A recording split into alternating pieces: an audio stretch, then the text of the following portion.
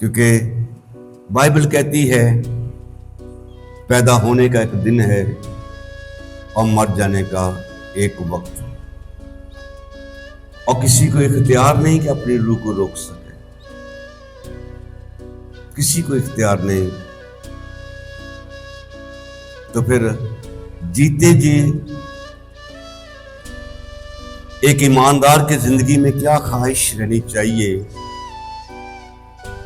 और किस ख्वाहिश में जीना चाहिए उसे।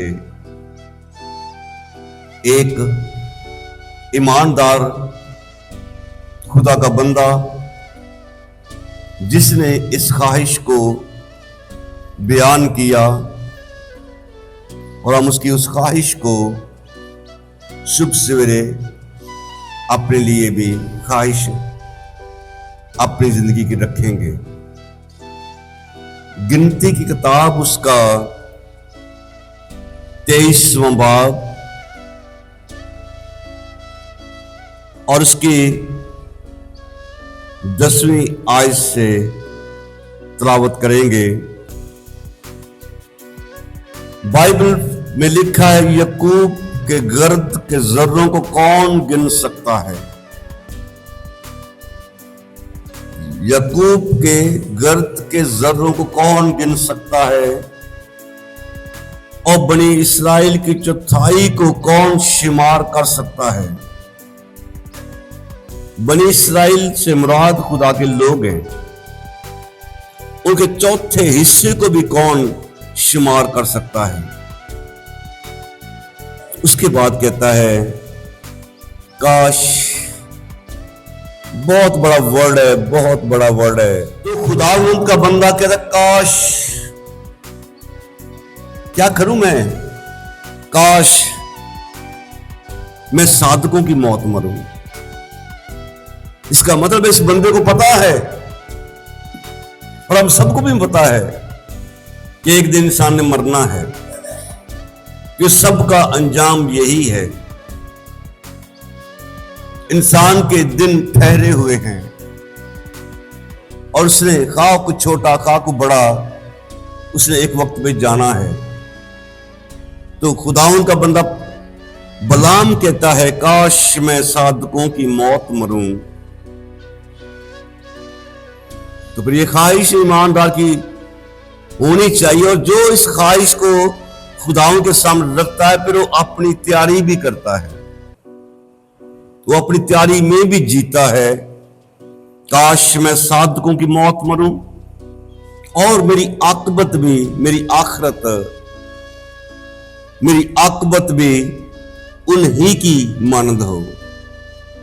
किन की मानद हो? साधकों की मौत का जो अजर मिलता है, जो खुदाउन साधक की मौत को अजर देता है, मेरी आकबत भी उन्हीं जैसी हो। तो क्यों खुदावन का बंदा इस बात को बयान करता है कि इस ख्वाहिश को उसने खुदावन के सामने रखा, अपनी जिंदगी का मोटो बनाया, मकसद बनाया। ज़बूर 116 उसकी 15वीं आयत में लिखा है, खुदावन की निगाह में उसके मुकद्दसों की मौत गिरां कदर है। खुदावन अपने बंदों की मौत को अपने हुजूर कीमती समझता है, गिरां कदर है, जिसकी कोई वैल्यू का अंदाजा नहीं हो सकता।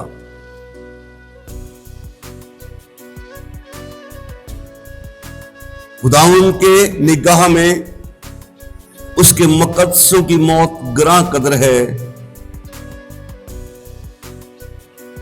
तो खुदावन ने अपने लोगों के इस मौत को कंफर्म कर दिया मुकाशफा में। तो खुदावन ने अपने बंदों के मौत की कंफर्मेशन, उनके मुबारक होने को मुकाशफा में बयान किया। हम पाक कलाम में से पढ़ेंगे 14वां बाब मुकाशफा की किताब 13वीं आयत। यूहन्ना जिसके ऊपर मुकाशफा खुदावन का आया कहता है, फिर मैंने आसमान में से ये आवाज सुनी। किसकी आवाज सुनी? खुदावन की, बर्रे की। क्या सुनता है?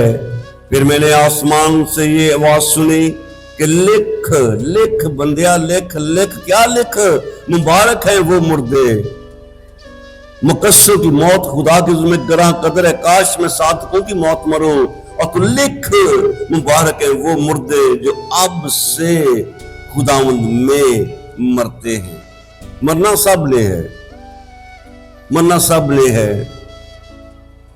और खुदावंद अपने बंदा को कह रहा कि लिख, मुबारक है वो मुर्दे जो अब से खुदावंद में मरते हैं। रूह फरमाता है, बेशक, नो डाउट, बेशक, क्योंकि वो कौन जो खुदाओं की नजर में मुकद्दस हैं, सादक हैं, खुदाओं की राह पर चलते हैं, खुदाओं में चलते हैं। और बाइबल कहती है कि जो खुदाओं यीशु मसीह में है वो नया मखलूक है। देखो पुरानी चीजें जाती रही और सब नहीं होगी। और बाइबल कहती है कि जो यीशु मसीह में है उस पर सजा का हुक्म नहीं। रूह फरमाता है, बेशक, क्योंकि वो अपनी मेहनतों से आराम पाएंगे, मेहनतों से आराम पाएंगे। कोई मत बंदा समझे कि बस जी चर्च चले जाने हैं बड़ी गल, बस नहीं, कुछ मेहनत करनी पड़ेगी। कोई बंदा अपनी मंजी ते लेटे लेटे कह रहे कि बस जी ठीक है, खुदा ने जिंदगी दी या मेहनत करते हैं तो खाते हैं। सारे सियाने हैं, मेहनत करनी पड़ेगी। मेहनत हम खुदावन में जो मेहनत की जाती है, लिखा बाइबल मुकद्दस में लिखा गया कि याद रखो कि तुम्हारी मेहनत खुदावन में हरगिज बेफायदा नहीं है। हमारी ज्यादा कोशिशें अपनी जात के लिए हैं। जिस खुदा ने हमें जिंदों की जिम्मे पर रखा, उसका कहता फरमान कहता कि देख मेरा बंदा मूसा मर गया, अब तू उठ आगे बढ़। जैसे मैं मूसा के साथ था तेरे साथ भी रहूंगा, ना मैं तुझसे कभी दस्तबरदार और ना तुझे कभी छोड़ूंगा। बस तू क्या कर, आगे बढ़, गोया मेरा काम कर। तो खुदावन यूहन्ना से इस बात को कहते हैं कि लिख, मुबारक है वो मुर्दे जो अब से खुदावन में मरते, जिनकी जिंदगियां खुदावन में है, जिनकी सोचें खुदावन में है, चलना फिरना खुदावन में है।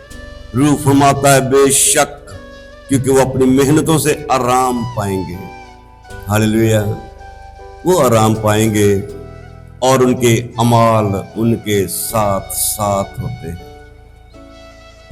उनकी लाइफस्टाइल, उनका काम खुदावन में जो उन्होंने किया वो साथ साथ में होगा।